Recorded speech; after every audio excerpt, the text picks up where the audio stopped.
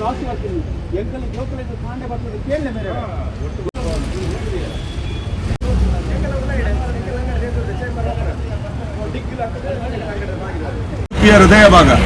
ಹೃದಯ ಭಾಗದಲ್ಲಿ ಈ ಚರಂಡಿ ಅವ್ಯವಸ್ಥೆಯನ್ನ ನೋಡಿ ನಮಗೆ 2 ವರ್ಷದಿಂದ ನಾವು ಎಲ್ಲ ನಮ್ಮ ಜನಪ್ರತಿನಿಧಿಗಳಿಗೆ ಮುಂಚಿನ ಕಮಿಷನರ್ನವರಿಗೆ ಎಲ್ಲರಿಗೂ ಕೂಡ ನಾವು ಎಷ್ಟೋ ಸಲ ಕಂಪ್ಲೇಂಟ್ ಕೊಟ್ಟಿದ್ದೇವೆ.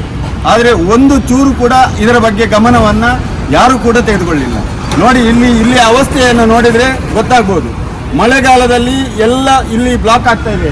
ಇಲ್ಲಿಂದ ಅಲ್ಲಿಗೆ ಒಂದು ಕನೆಕ್ಷನ್ ಇತ್ತು, ಅದು ಬಂದಾಗಿ 1.5 ವರ್ಷ ಆಯಿತು. ಈ ಮಳೆಗಾಲದಲ್ಲಿ ಪ್ರತಿ ದಿನ ಇಲ್ಲಿ ರೋಡಲ್ಲೇ ನೀರು ಹೋಗುದು, ಮತ್ತೆ ರಾಶಿ ಬಾಟ್ಲಿಗಳು. ಅದರ ಜೊತೆ ಈಗ ನೋಡಿ, ಈಗ ಮಳೆ ಇಲ್ಲದಿದ್ರೆ ಎಲ್ಲ ಮೇಲ್ನದ್ದೆಲ್ಲ ನಮ್ಮ ಹೋಟೆಲ್ನವರದ್ದು ಅವರದ್ದು ಇವರದ್ದು ಇದು ಬರುವಂಥದ್ದು.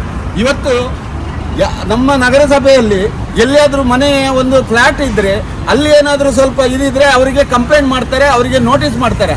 ಹಾಗಾದರೆ ಇದು ನಮ್ಮ ಹೃದಯ ಭಾಗದಲ್ಲಿರುವಂಥ ಇಂಥ ಒಂದು ಪರಿಸ್ಥಿತಿಯನ್ನು ಇವರಿಗೆ ಕಾಣುವುದಿಲ್ವಾ?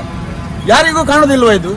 ನೋಡಿ ಇವತ್ತು ಬರ್ತಾರೆ ನೋಡಿ, ಅಲ್ಲಿ ಈಗ 4 ದಿವಸಕ್ಕೆ ಬಂದು ಇಲ್ಲಿ ಸ್ವಲ್ಪ ಕ್ಲೀನ್ ಮಾಡ್ತಾರೆ, ಹೋಗ್ತಾರೆ. ಇದರನ್ನ ಮಿಷಿನ್ ತಂದು ಆ ಟೆಂಪೋ ತಂದು ಆ ಟೆಂಪೋವನ್ನು ನಾನು ನಿಲ್ಲಿಸಿದ್ದೇನೆ.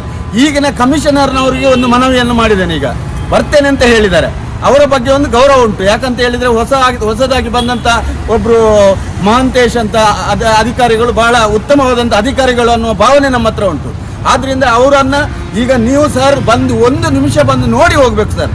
ಯಾಕಂತ ಹೇಳಿದರೆ ಯಾರು ನೋಡ್ಲಿಕ್ಕೆ ಬರೋದಿಲ್ಲ. ಯಾರ ಕಾಂಟ್ರಾಕ್ಟರ್ಗೆ ಕೊಡ್ತಾರೆ, ಅವ ಬರ್ತಾನೆ, ಅಲ್ಲಿ ನೋಡ್ತಾನೆ, ಹೋಗ್ತಾನೆ. ಇದು ಹಾಗೆ ಆಗಬೇಕು, ಅದು ಅಲ್ಲಿ ಫಂಡ್ ಬರಬೇಕು, ಇಲ್ಲಿ ಫಂಡ್ ಬರಬೇಕು.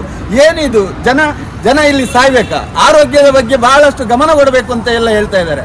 ಆರೋಗ್ಯದ ಬಗ್ಗೆ ಗಮನ ಇಂಥ ಹೃದಯ ಭಾಗದಲ್ಲಿಯೇ ಇಂಥ ಒಂದು ಪರಿಸ್ಥಿತಿ ಇರುವಂಥದ್ದನ್ನು ಇವರಿಗೆ ಗೊತ್ತಾಗದಿದ್ರೆ ಇನ್ನು ಯಾವಾಗ ಇವರು ಆರೋಗ್ಯದ ಬಗ್ಗೆ ಗಮನ ಕೊಡೋದು?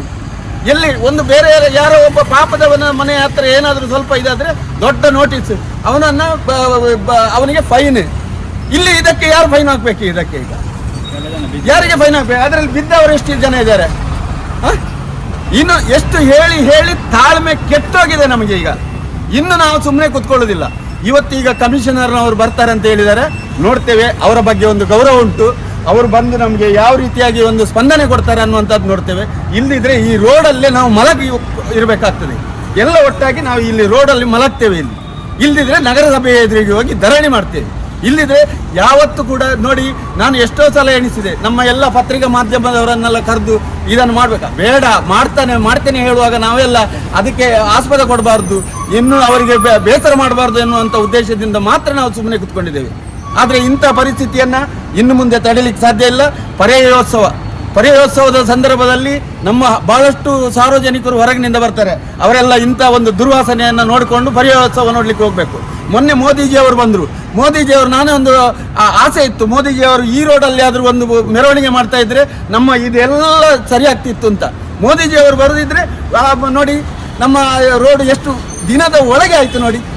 ಹಾಗಾದರೆ ಮೋದಿಜಿಯವರನ್ನು ಒಂದು ಬಂದಾಗ ನಮ್ಮ ಇಡೀ ಉಡುಪಿಯ ಇದಕ್ಕೆ ಒಂದು ಮೆರವಣಿಗೆ ಮಾಡಿಸ್ತಾ ಇದ್ದರೆ ನಮ್ಮ ಉಡುಪಿ ಒಂದು ಒಳ್ಳೆಯದಾಗ್ತಾ ಇತ್ತು. ದಯವಿಟ್ಟು ನಾನೀಗ ನಮ್ಮ ಕಮಿಷನ್ನವರ ಬಗ್ಗೆ ಬಹಳಷ್ಟು ಭರವಸೆ ಇಟ್ಟಿದ್ದೇನೆ. ಈಗ ಬರ್ತೇನೆ ಅಂತ ಹೇಳಿದರೆ ಅವರಿಗೆ ಒಂದು ಮನವಿಯ ಅರ್ಥ ಆಗ್ತದೆ, ಅವರಿಗೆ ನೋಡಿದರೆ ಅರ್ಥ ಆಗ್ತದೆ. ಯಾಕಂದರೆ ಅವರು ಇಷ್ಟ ತನಕ ನೋಡಿರ್ಲಿಕ್ಕಿಲ್ಲ. ಇದನ್ನು ನಾವು ಮನವಿಯನ್ನು ಕೊಟ್ಟಿದ್ದೇವೆ, ಮುಂಚಿನ ಅಧ್ಯಕ್ಷರಿಗೆ ಕೊಟ್ಟಿದ್ದೇವೆ, ಇಲ್ಲಿಯ ಕೌನ್ಸಿಲರಿಗೆ ಕೊಟ್ಟಿದ್ದೇವೆ. ಎಲ್ಲರೂ ಹೇಳೋದು ಅದು ಹಾಗೆ. ಅಧ್ಯಕ್ಷರ ಹತ್ರ ಹೇಳಿದಾಗ ಅಧ್ಯಕ್ಷರು ಕೌನ್ಸಿಲರ್ ಹೇಳೋದೇ ಅಂಥದ್ದು ಇಲ್ಲ, ಯಾರೂ ಕೇಳೋದೇ ಇಲ್ಲ.